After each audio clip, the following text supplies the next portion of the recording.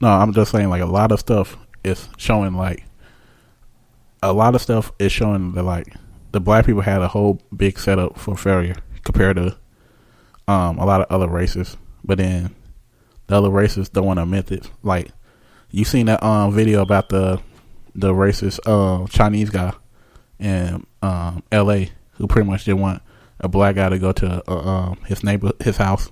I think it was Phoenix or L.A. somewhere in the West Coast. Yeah. I mean, it's still going on. It's like pretty much showing like black people is the worst race, and every other race is good. Yeah, but what a lot of people honestly still don't talk about or try to pretend like it's not happening, there's still slavery going on today. I mean, slavery is pretty much prisons. No, it's not even just that. I mean, you got to remember, there's a lot of boats that sneak people in crates on the ports. And it still happens today. I mean, even, like, say, for instance, not even just the people that are coming in through shipping containers, through the Mexican drug cartels and stuff like that, and other drug cartels and other people that do it. There's a lot of people, in order for them to come into this country, basically they have to agree to be sex slaves or sweatshop workers or do this, do that, and it's really fucked up. I mean, that's why I feel like they need to speed up our process of bringing people into this country.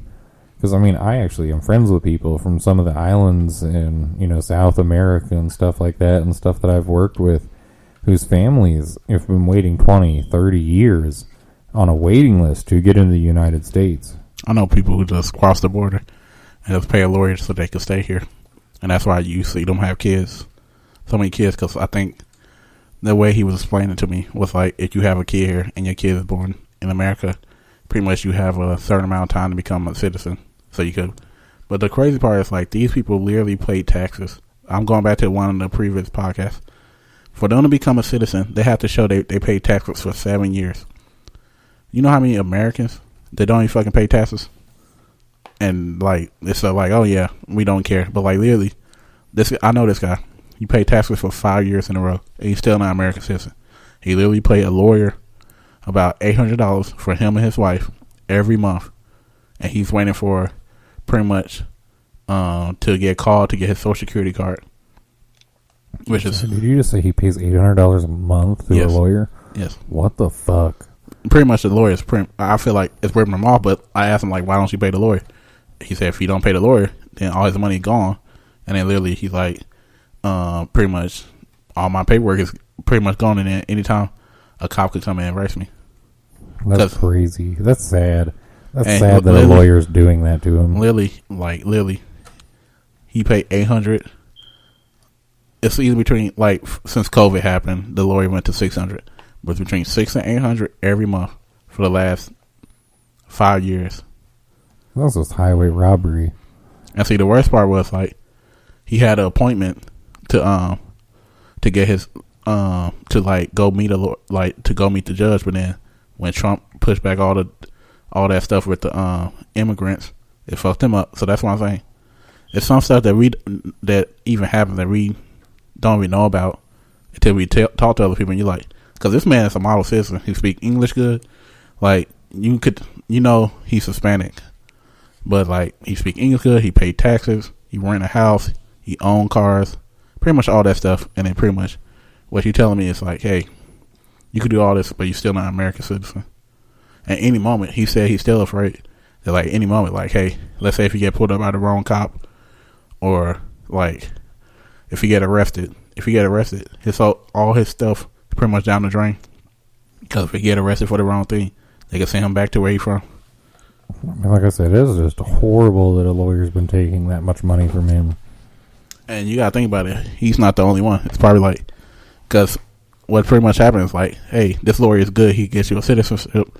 So what do you tell your friends that come over the border? You say, go to this lawyer. Yeah, that's what I was just thinking. Like, you gotta think, I mean, there's probably thousands of people. Honestly, your friend needs to take that up with, like, an ethics committee. Because I feel like there's ways that's not right. I mean, I'm pretty sure there's a lot of ways that you could prove that it's not right. But then it's also like, what's the guarantee that, like, hey, this ethics committee would, like, actually, like, pay attention, not just try to kick me out the country? I don't know. That would be whenever you need to bring in somebody that's There is a lot of free legal teams and stuff like that work on charity. But then, like, he was explaining to me, like, one of his friends tried to do that, and then pretty much he got placed in jail for like 3 years. Damn. And pretty much just holding in jail, and pretty much they still going to deport him back to where he from, but he just right in jail. His family is pretty much back in their country, and it's like no way he could help him because he's still in jail, waiting to get deported. That's crazy. So it's like the fear of that happening to people is like, what's the point of me even trying to get help? Because if I try to get help, then hey, if that happened, then my whole family fucked. And no offense to him, it's like I don't make enough money to help your family. Like, me and your family cool, but shit, you by yourself, man. Yeah, honestly, but think about the people that have actually succeeded. That'd be whenever I would turn them in, like the day after I got my passport and all that. I mean, but to a certain point, it's like the lawyer could always say, like, "Hey, I was doing this. How can you prove that he was paying me?" Because literally, it's cash. Like literally Oh, that's the only way he'll accept payments by cash. They don't like, you got to think about when you don't. That's right, because you said they can't have bank accounts. When you have a lot of banks, I think only Wells Fargo right now is allowing people to, like, without a social security number, to get a bank account anywhere. So for the most part, it's like, all right, bam. Let's say even if they try to get a bank account, they can't get it. So how's the only way you're gonna pay? Wait, didn't our government bail out Wells Fargo? Of course. So technically, it's owned by the American people now. Didn't our government bail out? Sorry, I'm just looking at this. I'm about to say, didn't our government bail out the airplanes? So technically, shouldn't they be free for us too? And it's a lot of stuff that got bailed out. We don't want to talk. No, I was just sitting there thinking about how fucked up it is if they're actually allowing quote unquote illegal people to put money into a bank that should technically, I want to say, be controlled by the U.S. or by the people through the U.S. government. Just like the automakers, I believe, since we bailed them out so much, I believe that technically they now belong to the U.S. government. So technically, what you're trying to say, they shouldn't even get their bank account with Wells Fargo now. I mean, when you think about it, if you get deported, then the U.S. government's just keeping your money, which is fucked up in my opinion. I mean, it's like the way he explained, like, you could go to, like, what you pretty much do is send your debit card to a friend, and they withdraw all the money from it. But that's also a reason why they don't put that much money on their card, because if they ever get caught, that's why back in the day, a lot of people used to make jokes like Hispanics is walking ATMs. That's fucked up. Why? Because they carry so much cash. Because they can't. How you gonna put up the cash? You can't put it in a bank account, and then, like, to a certain extent, you keep it at the house, but you got like 500 people. Like, you got like a couple people who stay there with you. So I mean, you got to think about it. Let's say you get paid. Think about how it was back in the day when people used to work construction. On Friday, you getting paid, let's say, bam, $700 in cash. You have no bank account, so what you gonna do that whole day? On Friday, you gonna shop and everything. Well, if you catch Hispanic, as soon as they leave the construction site, what's that? Pretty much a walking ATM. You get $700. Yeah, and then, you got a point. Let's say, like, bam. Let's say even if you don't fight back and then the cop come. I'm an American citizen, so I'll be like, oh, I was afraid for my life, so I pulled out a gun. Like, it's a lot. I'm pretty sure it's a lot of ways where people got off with it. So and you saying all this shit makes me feel so glad I've never been robbed, because I'm not going to lie. There have been a lot of times where I've carried around a lot of money. Oh, I never got robbed either, but it was still the point, like, I'm just, like, when you talk to them, you hear, like, because then when you talk to one, then, of course, since you're American, then they start all telling you, like, the horror stories that they heard from other friends, and then you look up documentaries, and then you figure out other shit that, like, yeah, like, this American peach and cream type dream, unless you're a certain race, you really don't get it.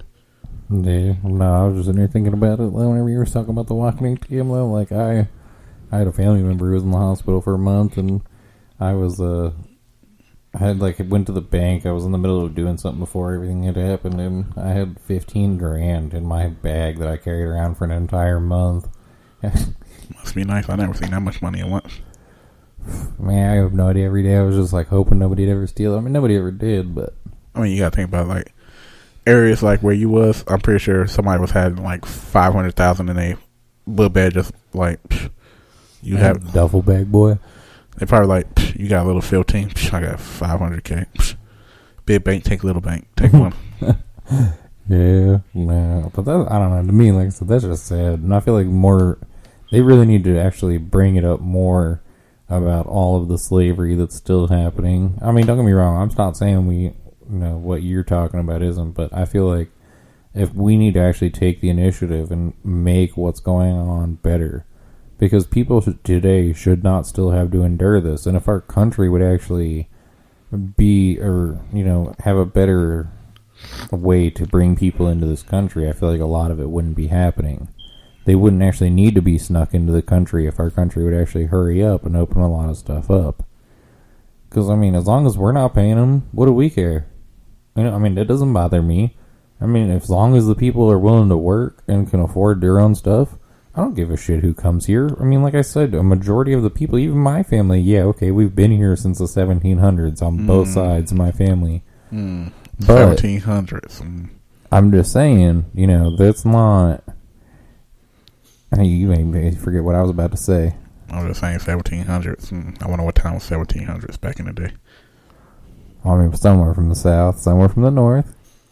I'm not going to say nothing.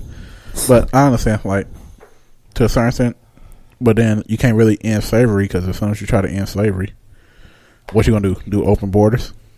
No. Oh, no. That's not what I'm saying.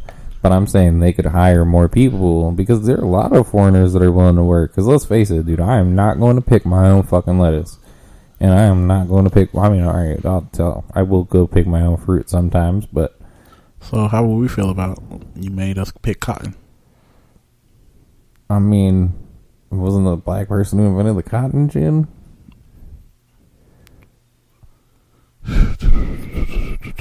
You like my deterrent there? I was trying not to get into this one. So let's go to another subject. First off, Joe Biden a piece of shit. Well, I'm not even gonna blame Joe Biden 100% away. Whoever was in charge of that foundation is a piece of shit for lying and saying it's for cancer. It really wasn't. The second person, a piece of shit, is Donald Trump, because he did the same thing. Well, not the same thing, but he had to pay back $2 million. Well, I'm not even gonna say Donald Trump. Donald Trump is Donald Trump. So let's go to GM recall. What about it? What happened? What's going on? Yes, I read the story. Oh. Am I not allowed to mess with you over here? Just making sure. GM recalling 69,000 Chevy Bolts. You said 69. Sorry. Due to fire risk.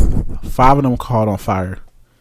Engineers are working on a fire detergent, and 2 people suffered smoke inhalation. And then due to the fire, because it was inside a house, got set on fire. You know what the best part of it is? What? So, you know what their claim fix is for the temporary being until they can actually figure out how to fix it? Tell them to park outside. No. And then you can only charge to 90%. And I was just like, what? That's the funny part. It was like, hey, the funny part is like, they only got 238 miles per hour per charge to begin with. So to cut it down to 10%, it cut down to 215 miles before a charge, which isn't really much. Another funny part was, did you know where the battery was made before? South Korea. From 2016 to 2019, 59,000 of the batteries came from South Korea, but 51,000 is also recalled because they believe that's the problem. And from 2017 to 2019, they has been made in Michigan. You know, I think, if I remember right, I want to say the Lemon Law only works for the first year. So, like, any of these vehicles that wouldn't fall within that, because technically you could fight them and ask them for a brand new vehicle, or force them to give you all of your money back from this recall, especially for something that damaging. It wouldn't be that hard. But, like, I mean, the problem was, like, they believed that people was already having these problems to begin with because it was turning off. Couldn't park. You couldn't disconnect from the charging unit. There's a lot of problems before that. But, of course, you know, Chevy, just like GM being GM, it's just like, it's not a big problem. We could just